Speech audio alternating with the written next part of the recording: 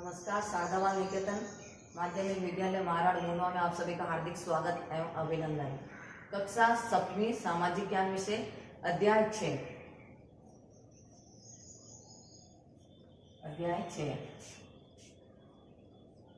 नगर, व्यापारी और शिल्पी जन।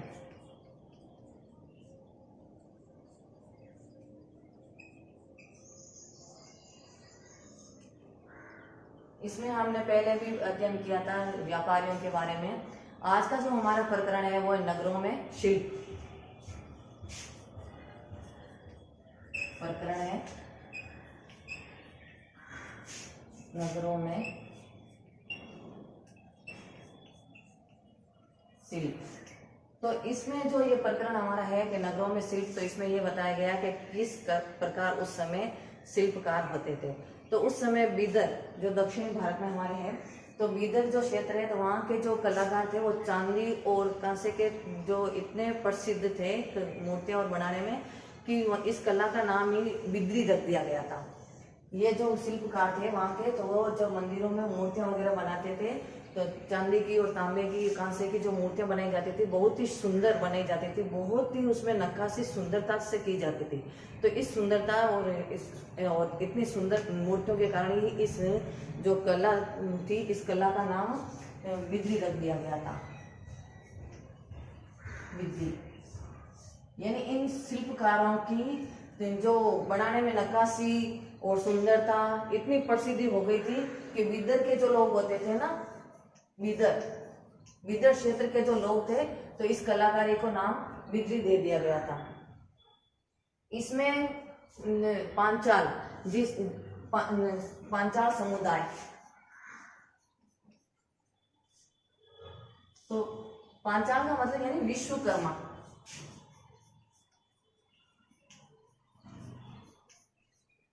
विश्वकर्मा जिसमें 5 जातियां शामिल होती थी। तो इसमें एक तो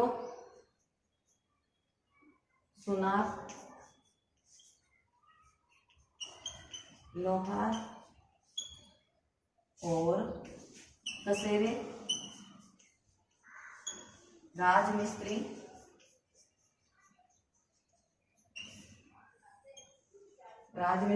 और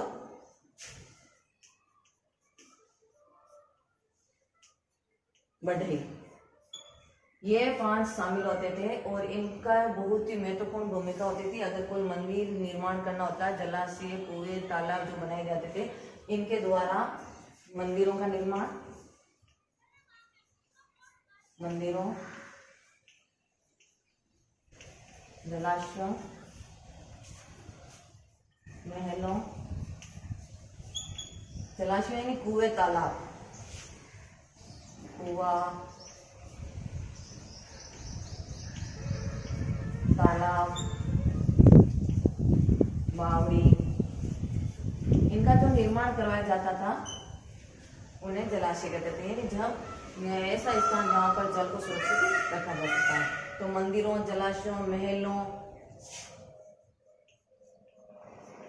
किलों, इस तरह ये जो मंदिर, जलाशय, महल और किलों का जो निर्माण करवाया जाता था,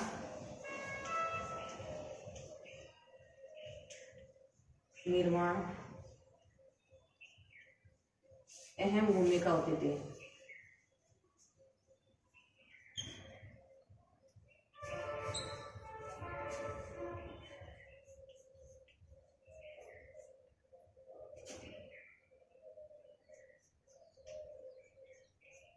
जो शिल्पकार होते थे, यानी जो शिल्पकार होते थे वो मंदिरों के निर्माण में, जलाशयों के निर्माण में, महलों के निर्माण में, किलों के निर्माण में अपनी अहम भूमिका निभाते थे।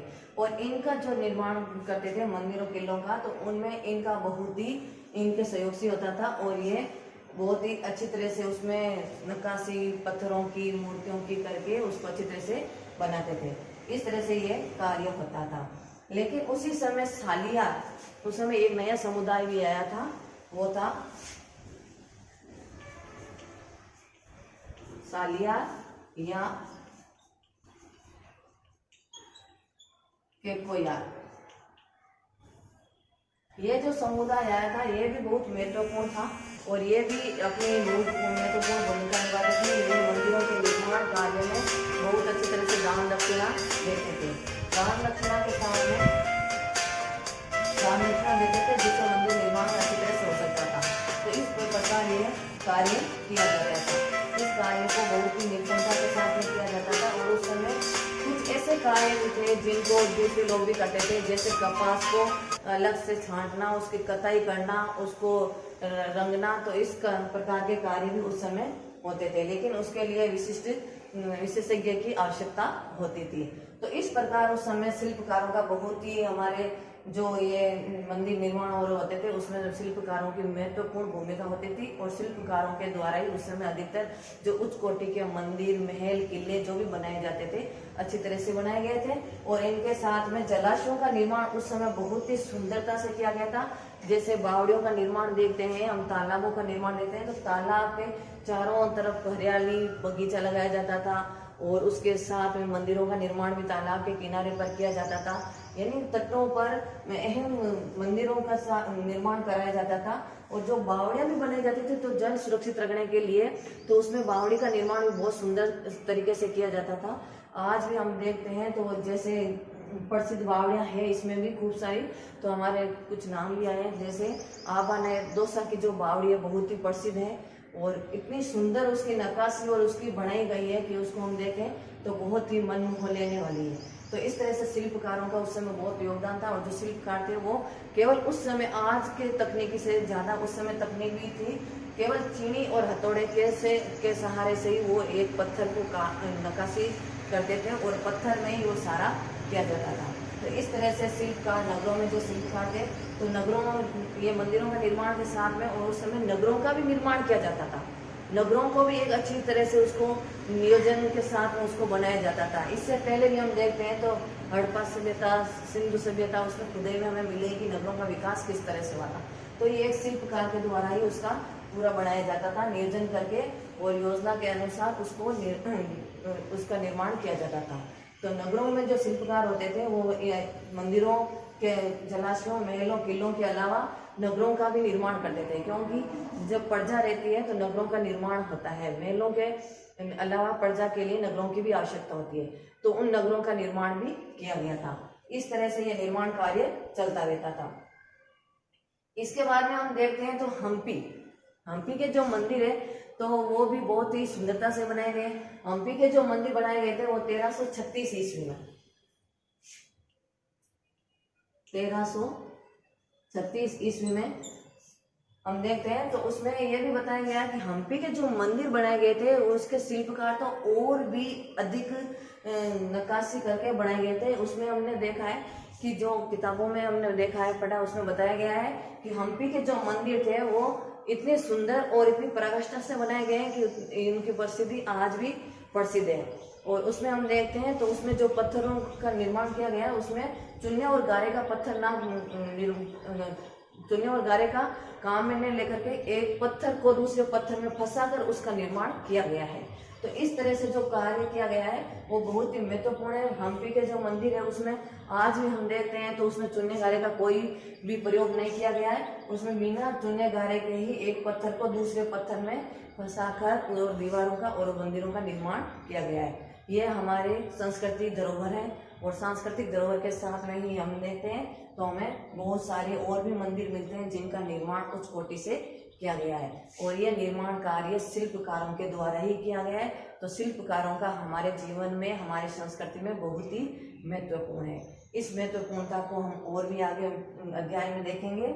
इसके साथ में तो ये हमारे जो पांचाल दिया गया है, पांचाल यानी या विश्वकर्मा, ठीक है ना। तो विश्वकर्मा यानी इस विश्वकर्मा के जो संतानें मानी जाती है वह सुनार, लोहार, कसेरे, राजमिस्त्री और बढ़ई। तो इन पांचों का किसी भी मंदिर या जलाशय या महलों का निर्माण होता है तो इन पांचों की बहुत ही अहम भूमिका होती है और इनके द्वारा जो कार्य किया जाता है तो बहुत ही नक्काशी और सुंदरता से किया जाता है।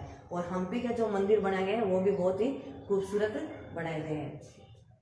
तो इस तरह से ये जो कार्य किया जाता था विदर्भ में, तो इस बिदर में जो ये कार्य किया जाता था शिल्पकारों के कारण, तो इस जो शिल्प कला का नाम है वो भी बिदरी पड़ गया था।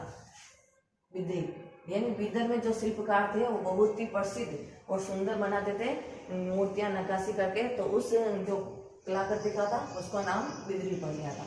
तो इस तरह से ये हमारा जो अध्याय है उसमें आज का हमारा प्रकरण था नगरों में शिल्प, उसके बारे में हमने ये सारांश रूप अध्ययन किया है। अभी जो हमने पाठ के सारांश के रूप में अध्ययन किया है उसमें से 2 प्रश्न मैं आपको दे रही हूँ। तो पहला हमारा प्रश्न है बिदरी से क्या आशय है।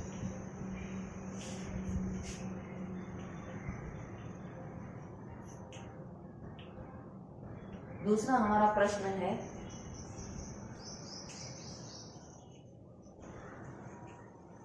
विश्वकर्मा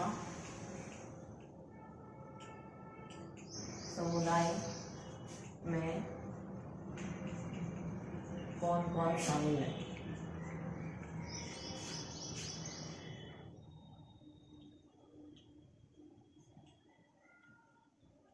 तो आज के हमारे 2 प्रश्न हैं। पहला प्रश्न है बिदरी से क्या आशय है, दूसरा प्रश्न है विश्वकर्मा समुदाय में कौन कौन शामिल हैं। तो ये प्रश्न आप इन प्रश्नों के उत्तर दें। धन्यवाद।